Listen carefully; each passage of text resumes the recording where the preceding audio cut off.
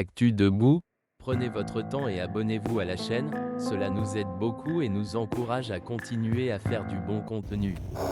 Si vous aimez la vidéo, DONNEZNOUS un pouce en l'aimant, merci et profitez du reste de la vidéo. Il y a une localité qui s'appelle, il faut que je prononce bien le nom pour ne pas froisser nos frères de là, Djinyandjoga, voilà, je pense que je l'ai bien prononcé, Djinyandjoga. C'est une localité située dans la préfecture de Kpendial Ouest. Et cette préfecture, cette localité a été témoin de deux événements majeurs. Ça aussi, on a écrit un article, une dépêche sur notre site internet. Et les deux événements assez inquiétants. Une première attaque par drone kamikaze. Vous imaginez? Une attaque par drone kamikaze. Une attaque par drone kamikaze contre les forces de défense et de sécurité togolaises. Ça veut dire que la situation prend une autre dimension. Avant, c'était des incursions des groupes armés sur moto ou par véhicule qui attaquent des points avancés ou qui attaquent des casernes. Mais là, c'est une attaque par drone kamikaze. Vous savez que les terreaux ont depuis récupéré des drones. Ils en ont acheté, mais ils en ont aussi récupéré énormément dans des casernes, dans d'autres pays qu'ils attaquent. Donc maintenant, ils apprennent le maniement des drones. Ils ont des drones qui sont des drones offensifs et qui portent des charges explosives. Et donc, le 9 avril dernier, ils ont attaqué un point, ils ont attaqué un point avancé des forces de sécurité dans ce village que j'appelle Djinyandjoga. Et naturellement, le gouvernement togolais ne communique pas sur les attaques. Et il y a eu 5 blessés graves du côté des forces de défense togolais. Et ensuite, comme ce n'est pas une incursion des barbus ou des terreaux, ils ont envoyé le drone. Ils ont envoyé le drone pour venir s'exploser. Donc, c'est une attaque kamikaze. Et donc, ça devient très inquiétant parce que c'est un élément assez important qui change la donne. C'est-à-dire que le Togo a aujourd'hui creusé des tranchées à la frontière, mais ça veut dire que l'ennemi demain va venir par les airs. L'ennemi qui est en train de moderniser ses moyens d'attaque va venir par les airs. Donc, on peut être tranquillement dans une caserne ou à un point avancé, à un checkpoint. Donc, quelque chose peut vous tomber sur la tête. Donc, ça devient très inquiétant. Et nous avons fait un papier là-dessus. Et je pense que il faut lire ce papier-là. Et quelques heures après, dans la nuit, les gens là sont revenus dans le village, enlever une femme dont le mari avait eu des soucis avec les terreaux il y a quelques années. Donc la situation s'est dégradée dans cette localité-là. Les gens sont très inquiets. Et donc, vous pouvez lire cet article sur notre site aussi, www.l'alternative.info. Alors, la dégradation de la voie qui mène de Palimé vers le Ghana. Je pense que c'est une voie qui est de deux aspects. Il y a une qui passe par Womé et qui rentre dans le Ghana.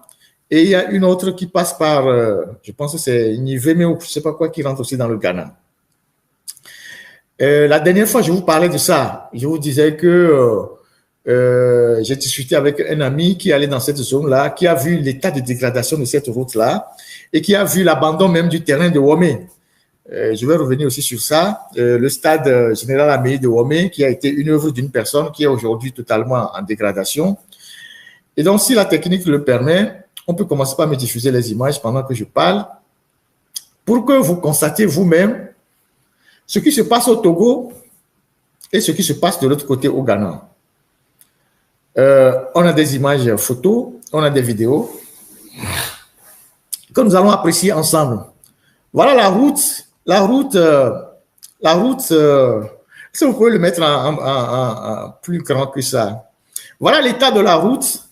Non, vous pouvez me réduire et mettre la route plus grand. Voilà quand vous quittez Palimé pour aller au Ghana, en passant par les villages Padapé, Womé, tout ça, dans le canton de, je pense que c'est le canton de Womé, ou que ce soit l'axe qui passe par Womé ou l'axe qui passe par Nivé, je pense que c'est comme ça qu'il l'appelle. Voilà la route. Voilà le reste du goudron. Il semble que c'est une route de 15 ou je sais pas 20 km qui permet de rallier le Ghana. Et voilà l'état de la route et que je suis en train de décrire. Comme j'ai eu à vous le dire que la technique va prendre du temps pour nous envoyer des images. Et voilà l'état de cette route-là. Et je vais vous montrer la partie togolaise et puis après vous montrer la partie ghanéenne. Et vous allez voir ce qui se passe. Voilà la route. Voilà la route au Togo qui va vers le canton, hein, les villages qui sont là-bas. Voilà l'état de la route. Vous voyez ça? Ça, c'est une route inter-État. Hein? C'est une route internationale puisqu'elle rentre au Ghana. C'est une route internationale. Parce qu'elle rentre au Ghana.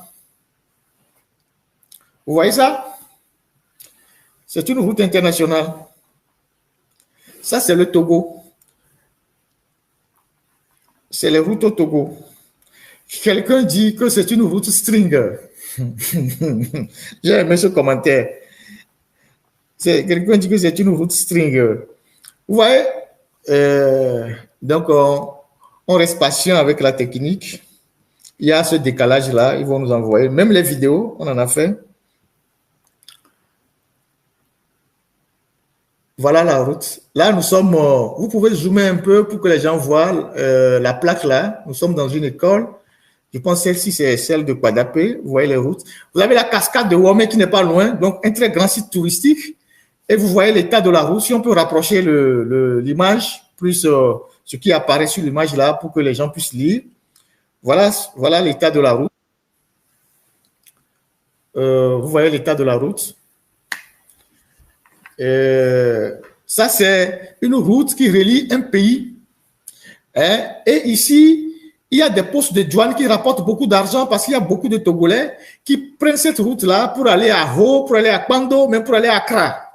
Il y a beaucoup, et il y a des postes de frontières et des lieux d'immigration. Je vais vous montrer, on va vous montrer tout à l'heure, là où les policiers togolais qui sont de l'immigration, ils font les formalités quand les gens rentrent au Togo. Et là où il y a aussi les agents de l'OTR. Donc, voilà l'état des routes.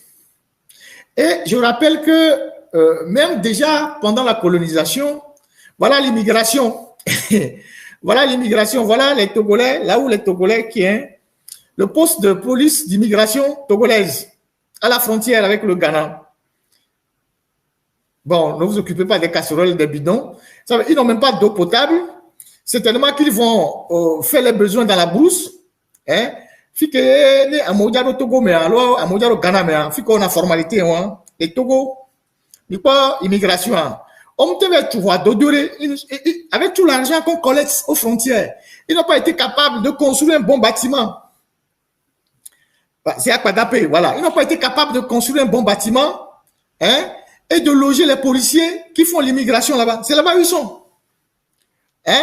Après les gens vont en brousse pour attraper les agoutis. Ou bien ils vont faire les besoins dans la brousse. Ils n'ont pas de toilettes, ils n'ont rien. C'est là-bas. Ce n'est pas un bar. Comme quelqu'un le dit dans les...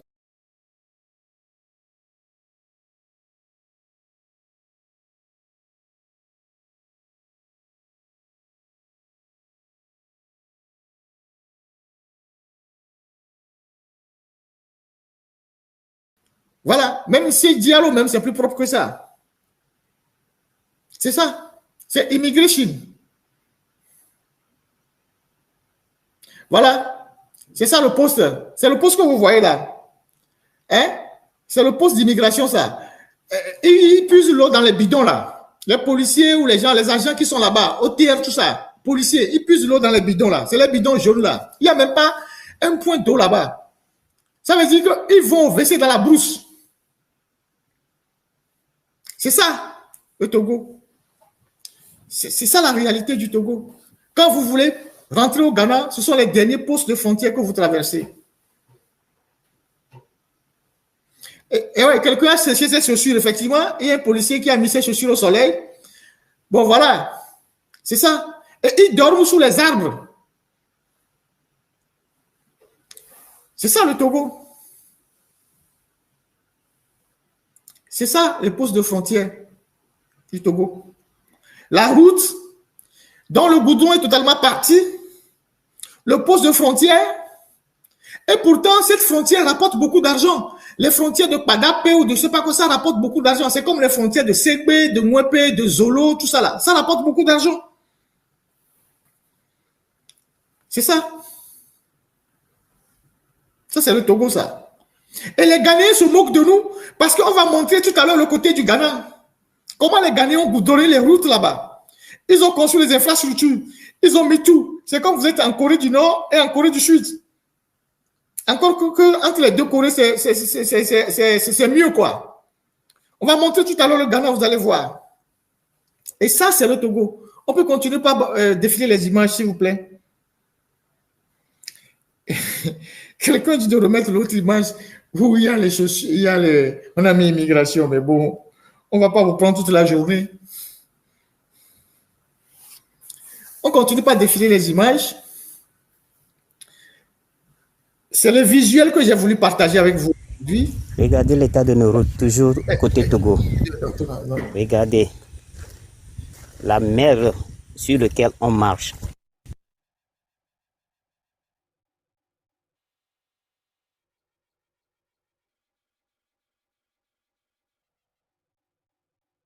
Allô? C'est bon. Vous voyez,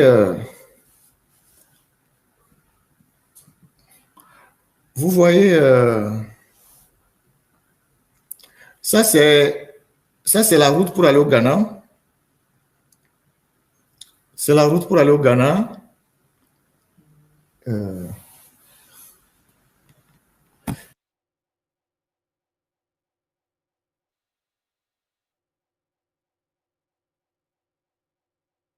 Donc, vous voyez,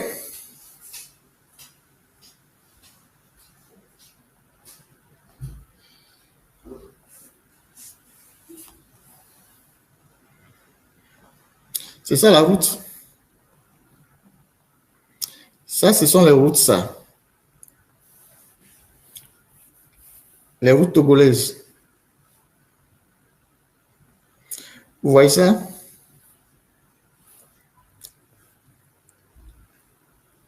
Alors, si une femme veut accoucher et on la transporte sur cette route, et pourtant c'est une région qui est très riche, déjà à l'époque allemande, puisque nous sommes pratiquement dans la zone de Volta Regine. Hein? Et à l'époque allemande, c'était les zones les plus riches du Togo. Hein? Les zones les plus riches de la colonie allemande. Vous voyez ça? Vous voyez ça? Ça, ce sont les routes.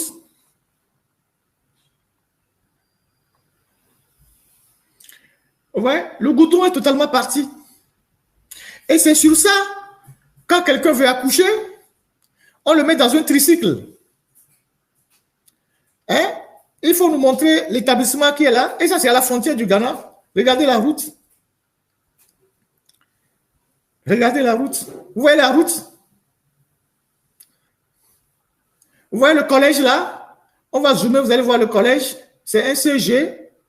Vous voyez le CG là? C'est à la frontière du Ghana. Le Ghana est juste de l'autre côté. Vous voyez le CG là?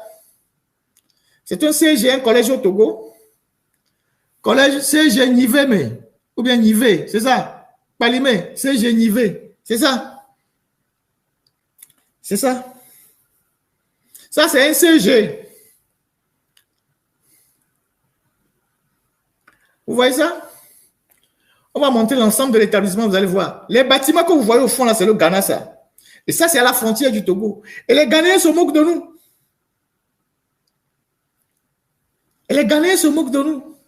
Nous sommes dans une zone très riche. La zone de café-cacao. À l'époque.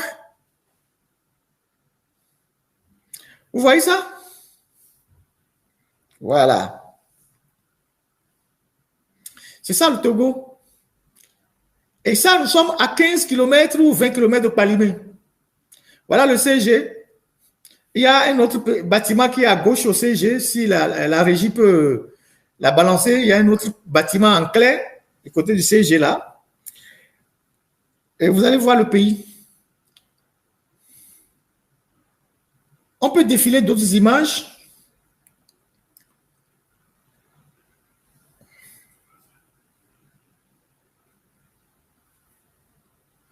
C'est ce petit pays de 56 600 km qu'on n'arrive même pas à maîtriser. 56 600 km. On est incapable de faire du goudron, on est incapable de faire des routes, on est incapable de construire des infrastructures de base pour permettre d'évacuer les produits agricoles, pour permettre aux gens d'avoir des soins de santé fiables, pour permettre aux gens d'avoir des trucs. Tout ce qui nous intéresse, c'est la 5e République. Le peu d'argent qu'on a, on crée un Sénat, on va nourrir les vieux qui sont fatigués. Pendant ce temps, c'est ce qu'il y a à l'intérieur du pays. Il y a plus que ça. Dans le Togo, dans le Togo, dans le Togo, dans le Togo. Il y a plus que ça. Voilà. Toujours. Voilà les routes. Voilà.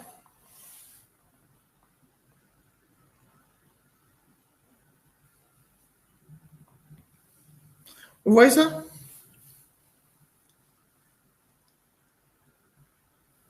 Là, c'est le Togo.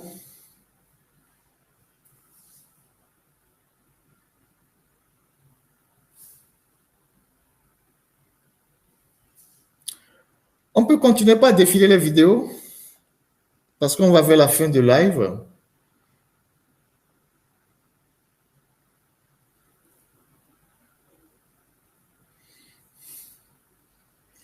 On va montrer le côté du Ghana et puis après on va montrer le stade de Womé.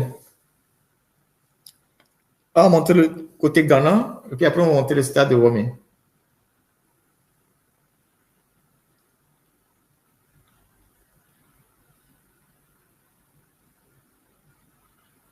Bientôt la fin des belles vacances, la fin des bonnes routes. Voilà le Ghana. Là, on rentre au Ghana. Là, on rentre au Ghana. Le pont, et vous allez voir les routes.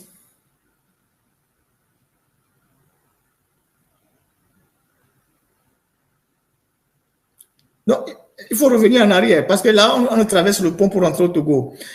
L'autre vidéo, c'est derrière. Là, on traverse le pont pour rentrer au Togo. C'est le Togo qui a le désordre là.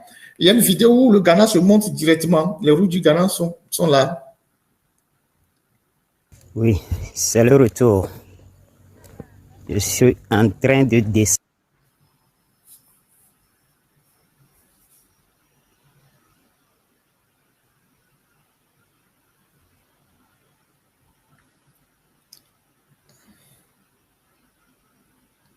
Là, c'est ce que les Ghanéens ont fait. Il y a plusieurs vidéos.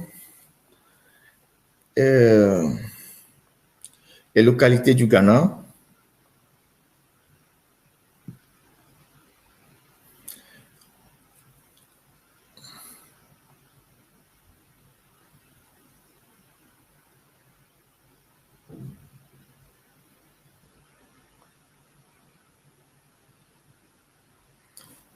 Il y a une autre vidéo plus expressive sur le Ghana, plus grand, plus expressif sur le Ghana. Dans le Ghana.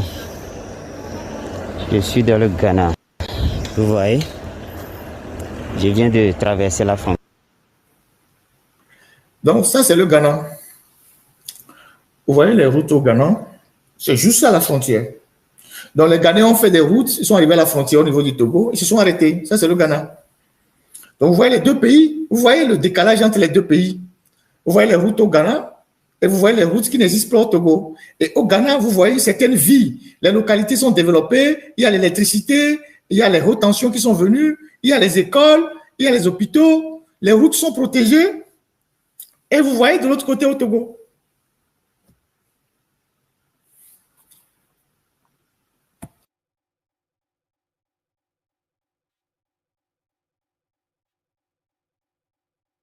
Donc, ça, c'est le Ghana.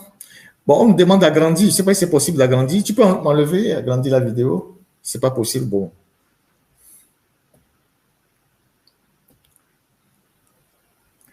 Ça, c'est les routes au Ghana. Pourquoi le Ghana pouvait continuer le bitumage? Le Ghana va continuer le bitumage pour rentrer au Togo sans autorisation? Non, mais chacun goudronne chez lui. Chacun goudronne chez lui.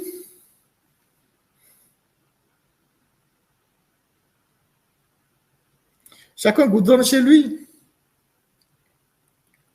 C'est ça. Maintenant, on va vous passer la photo de l'état de stade de Womé. Et ça aussi, ça m'intéresse parce que je voulais épiloguer un peu sur ça avant qu'on ne termine le live d'aujourd'hui. Et voilà ce que le Togo est en réalité. Voilà ce que le Togo est aujourd'hui. Et vous avez ici la preuve palpable des gens qui gouvernent leur pays et ceux qui passent le temps à s'amuser. Et partout, c'est comme ça. Hein? Quand vous irez à la frontière Bassar, Bangéli, Ghana, c'est pareil. Vous irez vers Mango, Ghana, c'est pareil. Vous irez vers Mango, Bénin, c'est pareil. Vous irez vers Saligbe, c'est le village de Pekpeleme, tout ça. C'est pareil. C'est pareil. Mais dès que vous franchissez la frontière, vous rentrez au Bénin, les routes sont goudronnées. Vous arrivez au Ghana, les routes sont goudronnées. Voilà, ici, vous pouvez mettre les photos en gras, totalement en gras. Je peux être en petite taille. Voilà le stade général Amélie de Womé. Pourquoi je voudrais parler de ce stade particulièrement? Et pourquoi je veux parler de ce terrain? Moi, c'est le terrain de Maranatha de Fiokpo, à Womé. J'ai envie de parler de ce stade parce que beaucoup de Togolais qui aiment le football sont une fois allés à Womé pour suivre les matchs de Maranatha. Et ce stade qui a été homologué par la CAF, je ne sais pas si la FIFA l'avait aussi homologué, mais la CAF, où s'est joué des compétitions internationales, est un terrain construit par un seul individu. C'est un terrain conçu par un seul individu, à l'image de ce que Tata Avlessi voulait faire à Macéda. Et c'est le député Gabriel Ameyi, qui est de RPT Uni, qui a conçu ce terrain et qui a créé son équipe. Bon, on sait que depuis quelques années, il est tombé en disgrâce et que ses affaires ont coulé. Bon, on a coulé ses affaires pour l'affaiblir financièrement parce qu'on estime que tout en étant militant de l'UNI, il n'est pas loyal au parti et tout ça. Et depuis, le terrain est abandonné parce que le promoteur n'a plus le moyen d'entretien. Alors, la réflexion que moi je fais, regardez ce terrain. C'est un très, très, très joli terrain. Ceux qui sont allés à l'époque, il y avait de très bons gazons, des infrastructures, un très bon vestiaire. Il y a même de la place pour construire encore d'autres tribunes. Et ça, c'est l'initiative d'un individu. Tata Avlessi faisait aussi pareil à Macéda. Alors, l'État togolais n'a pas suffisamment de terrain. Pourquoi, par exemple, le gouvernement togolais, quel que soit le problème qu'ils ont avec Ameyi, ne peut pas demander à bailler ce terrain auprès de ce monsieur Ameyi, quitte à le trouver un peu d'argent chaque mois ou par an, que l'État récupère le terrain, que l'État le modernise, que l'État construise des tribunes et qu'on puisse jouer des matchs là-bas. Parce que ce terrain est plus construit, plus beau que le terrain même de Palimé. Ce terrain est plus beau et mieux construit que le terrain de Palimé. Pourquoi, par exemple, l'État du Togo, le gouvernement togolais, ne peut pas approcher, par exemple, ce député Ameyi, cet ancien député qui est même de leur côté pour dire tu n'as plus les moyens d'entretenir le terrain, l'État prend le terrain, le ministère va l'entretenir, on va construire de nouvelles tribunes, on va goudronner la route qui quitte Palimé pour Womé, parce que ce terrain, quand il a été construit, au moins il y avait des activités dans ce village qui permettaient aux gens de manger. Il y avait des gens qui venaient suivre des matchs, il y avait une activité économique qui se développait autour du terrain qui permettait aux gens de manger. Donc, aujourd'hui, ce terrain est totalement en délabrement, en train de tomber. Comment est-ce que, dans un pays où il n'y a pas d'infrastructure sportive, on puisse abandonner un tel joyau comme ça? Parce que la personne qui était le promoteur a eu des problèmes avec vous, et vous laissez tout tomber en désuétude. C'est ça le Togo. C'est ça la méchanceté des gouvernants togolais. Tata Avlessi, je suis allé aussi à Masséna. Mais il avait plein d'initiatives. Il est l'un des rares Togolais à construire une nouvelle ville, même si c'est de taille moyenne, autour de son village, à faire un aménagement, à construire un lycée moderne, à construire un marché, à construire, je ne sais pas quoi, un commissariat, à tirer des hautes tensions sur des kilomètres. Lui aussi avait un grand projet de construire un stade pour abriter son équipe. Mais lui aussi, il a été coulé. Il a eu des problèmes. On lui a créé des problèmes. Comment voulez-vous que le Togo évolue si à chaque fois que quelqu'un qui a les moyens essaie d'investir dans sa localité, on le plombe comme ça? Ça, c'est le terrain de Wamesa. Comment voulez-vous que le pays, où les gens puissent venir investir dans le pays, les gens puissent venir implanter des projets dans le pays, quand ceux qui sont dans le pays font des choses comme ça et on les plombe? Allez à Masséna. Vous allez voir ce que Tata Avlessi a fait là-bas. Quand j'ai fait un reportage sur les routes de Afagnan, tout ça, jusqu'à Gomeglozou, j'ai fait un tour là-bas. Allez regarder ce qu'il a fait là-bas. Un seul individu. Ce qu'il a fait là-bas. Mais regardez. Vous êtes incapable de construire des infrastructures sportives. Vous êtes incapable de porter des projets. Des individus le font. Vous les accusez d'avoir des ambitions politiques, vous les clouez, vous les coulez, et vous ne récupérez même pas ce qu'ils ont investi pour l'améliorer, pour l'entretenir. C'est ça le Togo. Donc, ce stade de Wamé là, de Maranatha de Fiokpo, est en plein délabrement, parce que son promoteur est financièrement affaibli et ne peut plus rien faire.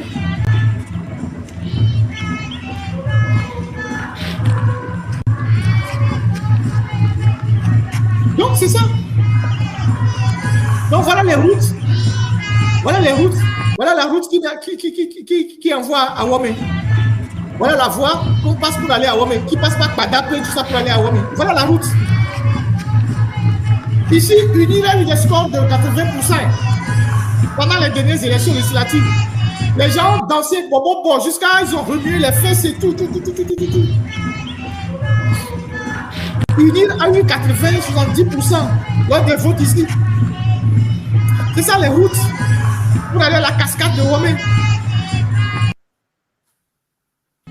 C'est ça le Togo, les gars.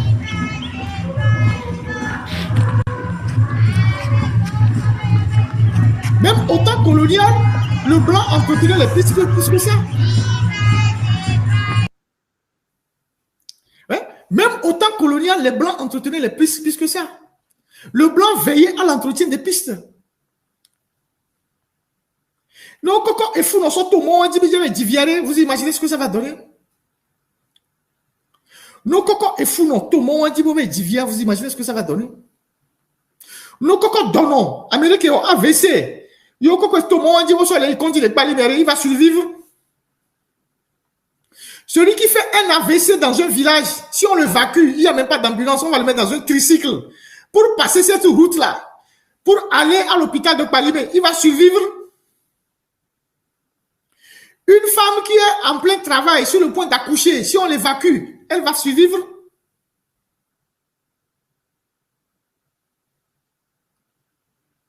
C'est ça le Togo.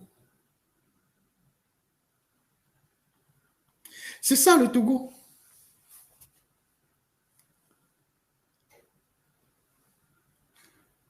Même le colon aurait mieux entretenu cette voie. Voilà les routes. Voilà les routes. Si on prend un malade dans un taxi ou dans un tricycle ici pour amener à l'accouchement ou au traitement Palimé, il va survivre. Voilà comment les gens qui sont dans